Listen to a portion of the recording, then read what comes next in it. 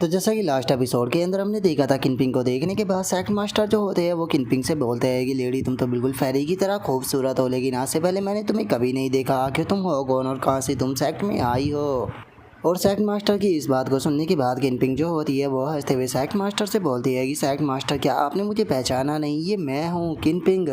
और किनपिंग की इस बात को सुनने के बाद खुद सेक्ट मास्टर भी बहुत ही ज़्यादा शौक हो जाते हैं, और उसी के साथ में वहाँ पर खड़े हुए एल्डरों को भी इस बात के ऊपर यकीन नहीं होता कि उनके सामने खड़ी हुई लड़की कोई और नहीं बल्कि किनपिंग है। जिसके बाद अब सेक्ट मास्टर जो होते हैं वो किनपिंग से बोलते हैं कि लेडी आप सच में बहुत ही ज़्यादा खूबसूरत हो, और उसी के साथ में आप एक जेंटलमैन पर्सन भी लग रही हो, लेकिन मुझे समझ में नहीं आ रहा कि आप यहाँ पर इस तरह का मजाक क्यों कर रही हो। और सेक्ट मास्टर के इतना बोलते के साथ ही वहाँ पर खड़े हुए एल्डर जो होते हैं वो भी आपस में बातें करने लगते हैं, और एक एल्डर बोलता है कि हाँ बिल्कुल, हमने किनपिंग को बड़े होते हुए देखा है। हम लोग किनपिंग को उस टाइम से जानते हैं जब वो एक छोटी बच्ची हुआ करती थी, तो फिर आखिर ऐसा कैसे हो सकता है? आखिर तुम किनपिंग कैसे हो सकती हो?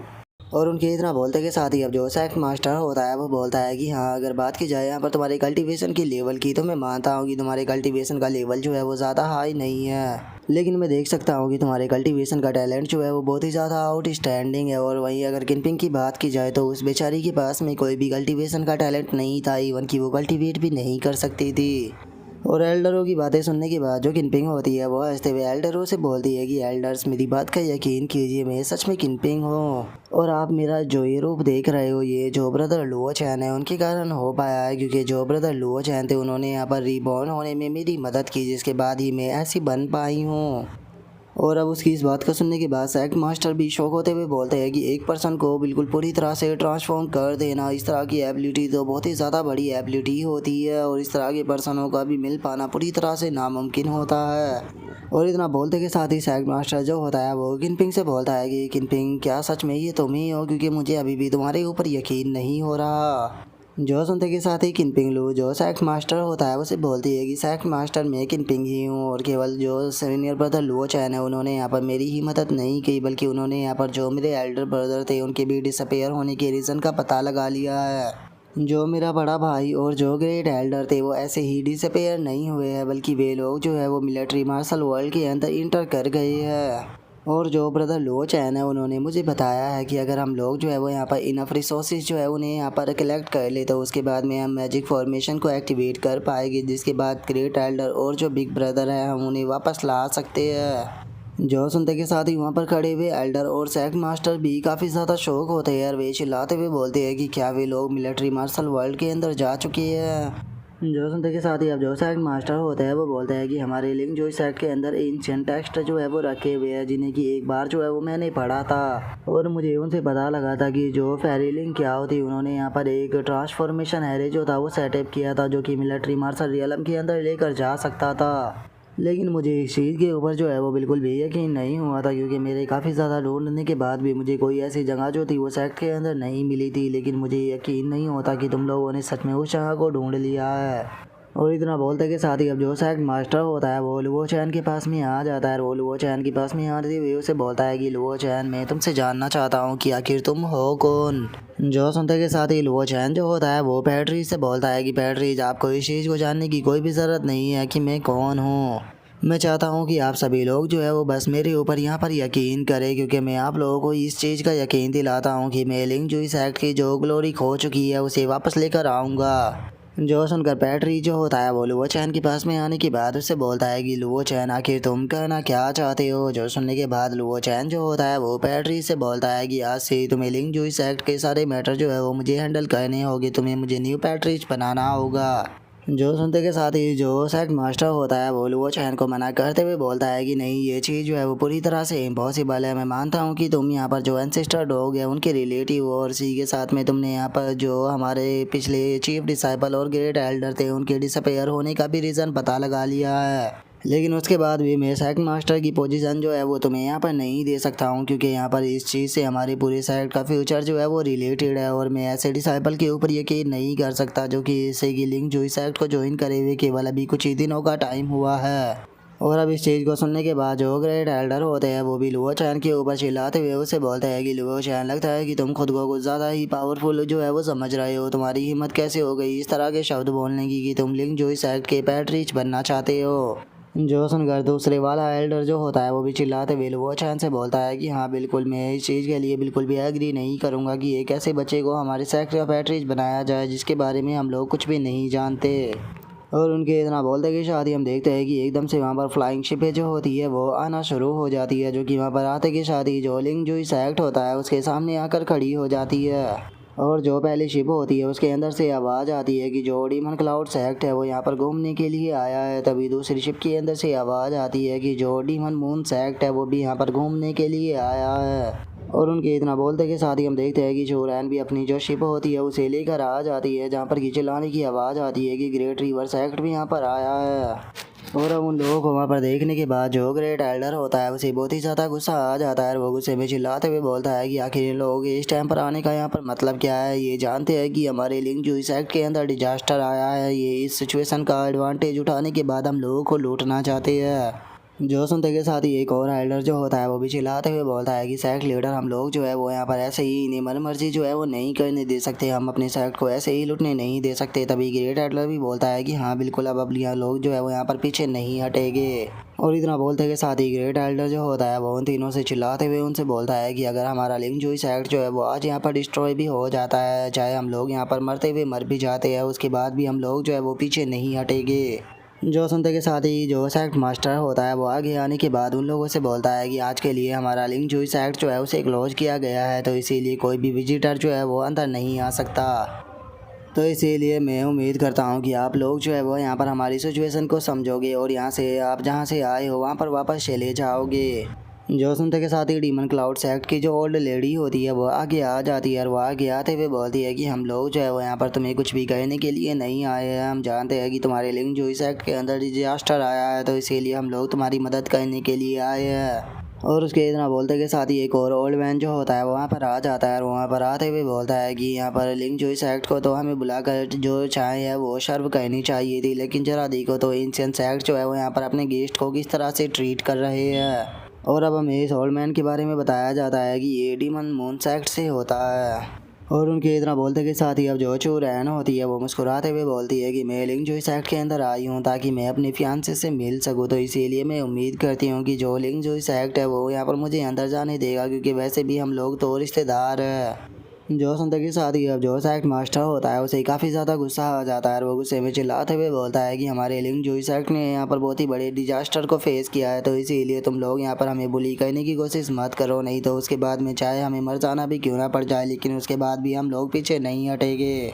जो सुनकर डीमन क्लाउड सेक्ट की एल्डर जो होती है वो सेक्ट मास्टर से बोलती है कि सेक्ट मास्टर वो क्या आपको ऐसा लगता है कि आप इस चीज़ की क्वालिफाई भी हो कि आप हमारे साथ में यहाँ पर फाइट कर पाओ। और उसके इतना बोलते के साथ ही जो डीमन मून सेक्ट का एल्डर होता है वो भी बोलता है कि हम लोग जो है वो यहाँ पर इस टाइम पर लिंक जो सेक्ट के अंदर घूमने के लिए आए हैं, तो अगर तुम लोग यहाँ पर रास्ते में ही हमें रोकने की कोशिश करेंगे तो उसके बाद में हमें ब्लेम मत करना यहाँ पर र्यूड होने के लिए। और उसके इतना बोलते के साथ ही जो डीमन क्लाउड सेक्ट की एल्डर होती है वो अपने सिप के लोगों से बोलती है कि ठीक है आगे की तरफ चलो, हम लोग जो है वो लिंक जो सेक्ट के अंदर जाएंगे। और इतना बोलते के साथ ही वो अपनी शिप को लेकर सीधे लिंक जो सेक्ट की तरफ बढ़ने लगती है।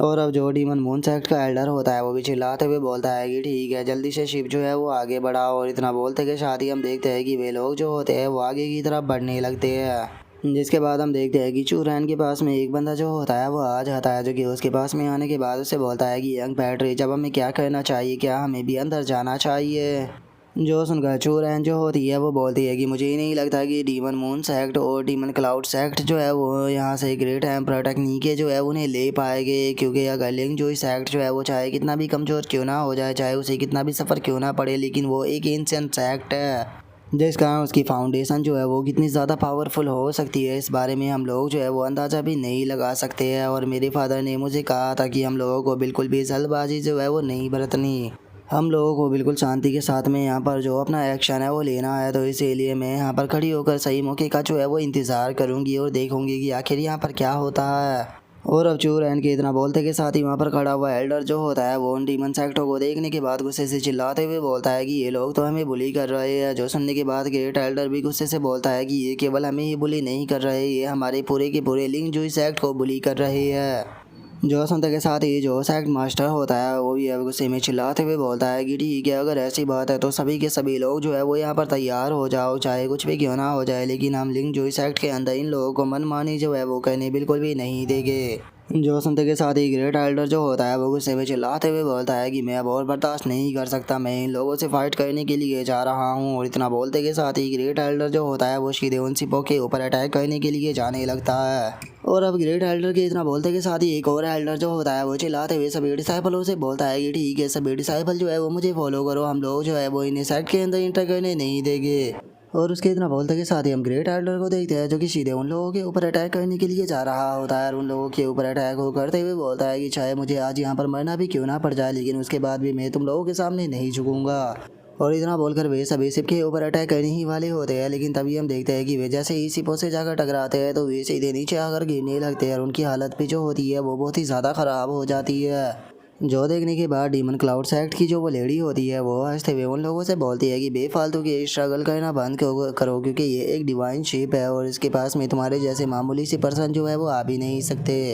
अगर तुम इस शिप को यहाँ पर डिस्ट्रॉय करना चाहते हो तो यहाँ पर किंग लेवल की पावर की ज़रूरत होती है, लेकिन तुम्हारे पूरे लिंक जो इस सेक्ट के अंदर कोई भी किंग लेवल का कल्टीवेटर मौजूद नहीं है। तो इसीलिए तुम लोगों के लिए सही यही रहेगा कि तुम चुपचाप जो है वो यहाँ पर अपनी किस्मत जो है उसे एक्सेप्ट कर लो, क्योंकि आज तुम्हारा लिंक जो इस सेक्ट जो है वो पूरी तरह से डिस्ट्रॉय होने वाला है। और उसके इतना बोलते के साथ ही डीमन मून सेक्ट का जो एल्डर होता है वो भी चिल्लाते हुए बोलता है कि अगर तुम लोग जो है वो यहाँ पर मरना नहीं चाहते हो तो दोबारा से हमें रोकने की कोशिश मत करना, नहीं तो मैं तुम में से भी यहाँ पर किसी को जिंदा नहीं छोड़ूंगा। जो सुनते के साथ ही अब एक एल्डर जो होता है वो चिल्लाते हुए बोलता है कि ऐसा इसीलिए हो पा रहा है क्योंकि हम लोग जो है वो बहुत ही ज़्यादा कमज़ोर है, हम हमारे लिंक जो इस एक्ट को यहाँ पर प्रोटेक्ट करने में फ़ेल हो गए, हम अपने एंसेस्टरों की इज्जत जो है वो नहीं बचा पाए। और उसके इतना बोलते के साथ ही जो ग्रेट एल्डर होता है वो चिल्लाते हुए बोलता है कि मैं अपने मरते टाइम तक लिंक जोइस एक्ट जो है उसे प्रोटेक्ट करूँगा, अगर मुझे मरना ही है तो मैं लिंक जोइस एक्ट के साथ में ही यहाँ पर डिस्ट्रॉय होऊंगा। और उसके इतना बोलते के साथ ही हम बाकी के डिसाइपलों को भी देखते हैं जो कि काफ़ी इंजर्ड हो चुके होते हैं और जो वे शिपें होती है वे सीधे लिंक जोइस एक्ट के अंदर ही आने लगती है।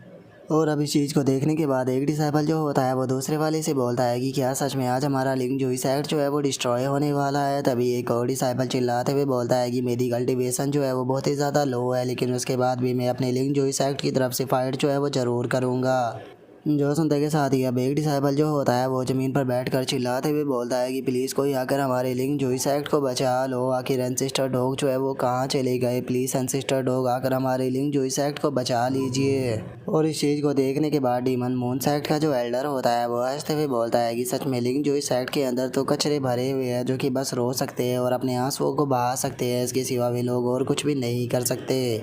जो सुनकर एल्डर जो होती है डीमन क्लाउड सेक्ट की वो बोलती है कि जब मैं यहाँ पर आ रही थी तो उस टाइम पर मैं सोच रही थी कि जो लिंक जो सेक्ट है वो एक एंशिएंट सेक्ट है, तो हो सकता है कि यहाँ पर कोई हिडन एक्सपर्ट हो और हो सकता है कि हम लोगों को किसी किंग लेवल के एक्सपर्ट का सामना करना पड़े। मैंने ये कभी भी नहीं सोचा था कि लिंक जो सेक्ट के अंदर आने के बाद मुझे इतने कमज़ोर लोगों का सामना जो है वो करना पड़ेगा। सच में इस चीज़ को देखने के बाद मैं काफ़ी ज़्यादा डिसअपॉइंट हुई हूँ। और डीमन क्लाउड सेक्ट की एल्डर के इतना बोलते के साथ ही जो वो चैन होता है वो आगे आ जाता है और वो आगे आते हुए उन लोगों से बोलता है कि क्या तुम लोग जो है वो यहाँ पर ट्रेबल को क्रिएट करना चाहते हो। और इतना बोलते के साथ ही वो चैन बिल्कुल उनकी शिप के सामने आ जाता है। और अब लुओ चैन को देखने के बाद जो चू रैन होती है वो बोलती है कि लुओ चैन जो है वो यहाँ पर आगे आ चुका है, तो इसीलिए मैं देखना चाहूँगी कि आखिर वो इस तरह की सिचुएशन के अंदर क्या करता है। क्या ऐसा हो सकता है कि जो लुओ चैन है वो यहाँ पर भी किसी प्रकार का चमत्कार जो है वो कर दिखाएगा और इन सभी को यहाँ से भगा देगा। नहीं, ये चीज़ जो है वो बिल्कुल भी पॉसिबल नहीं होने वाली।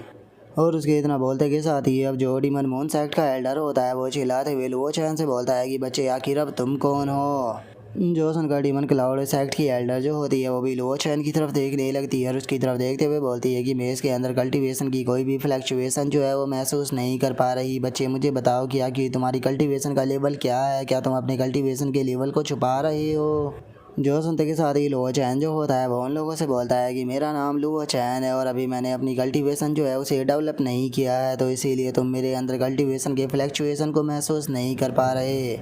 लेकिन मेरे यहाँ पर पेशेंस जो है वो बहुत ही ज़्यादा लिमिटेड है, तो इसीलिए मैं तुम लोगों को केवल 10 तक के गिनने तक का टाइम दूंगा। 10 के गिनने तक तुम लोग जो है वो जहाँ से आए हो वहीं अपनी सिपों को लेकर वापस लौट जाओ, नहीं तो मैं तुम्हारी सिपें और तुम्हें एक ही पल में डिस्ट्रॉय कर दूंगा। और अब लुओ चैन की इस बात को सुनने के बाद जो डीमन मून सेक्ट का एल्डर होता है वो बोलता है कि लुओ चैन, इस नाम को आज से पहले मैंने कभी भी नहीं सुना, लेकिन जरा देखो तो तुम्हारी टोन जो है वो कितनी ज़्यादा अमेजिंग है, तुम तो यहाँ पर मुझे थोड़ा एक्साइटेड कर रहे हो। और उसके इतना बोलते के साथ ही हम देखते हैं कि जो डीमन क्लाउड सेक्ट की एल्डर होती है वो सीधे लुओ चैन के ऊपर अटैक करने के लिए आने लगती है। और वो अटैक करते हुए बोलती है कि नोटी बॉय, तुम बहुत ही ज़्यादा एरोगेंट हो, तो इसीलिए तुम्हें सबक जो है वो मैं खुद पर्सनली सिखाऊंगी।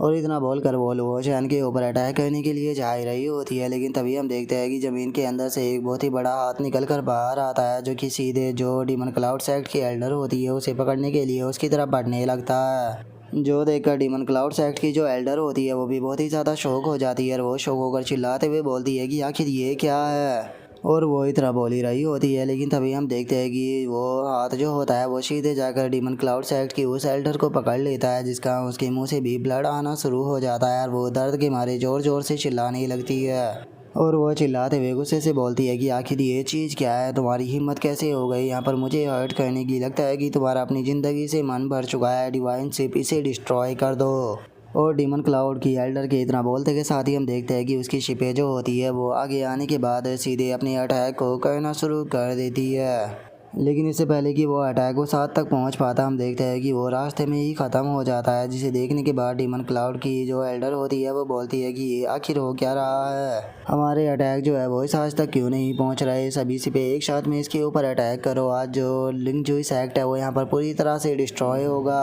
और डीमन क्लाउड की एल्डर के इतना बोलते के साथ ही हम देखते हैं कि एक और हाथ ज़मीन से निकल कर बाहर आ जाता है, जो कि बाहर आते के साथ ही जो उसकी शिप होती है उसे एक ही पल में तोड़ देता है। जो देखने के बाद डीमन क्लाउड की जो एल्डर होती है वो बहुत ही ज़्यादा शौक हो जाती है और वो शौक होते हुए बोलती है कि आखिर ये चीज़ क्या है, क्योंकि इसके ऊपर तो हमारे अटैकों का असर जो है वो नहीं हो रहा। और उसके इतना बोलते के साथ ही हम देखते हैं कि वो पत्थर का बना हुआ क्रिएचर जो होता है वो ज़मीन से निकल कर बाहर आ जाता है और हम देखते हैं कि उसके शरीर का साइज़ भी बहुत ज़्यादा बड़ा होता है, जिसे देखने के बाद सेक्ट मास्टर बोलता है कि ये तो बहुत ज़्यादा पावरफुल है। और सेक्ट मास्टर के इतना बोलते के साथ ही जो ग्रेट एल्डर होता है वो सेक्ट मास्टर से पूछता है कि सेक्ट मास्टर, क्या आप जानते हो कि आखिर ये चीज़ क्या है,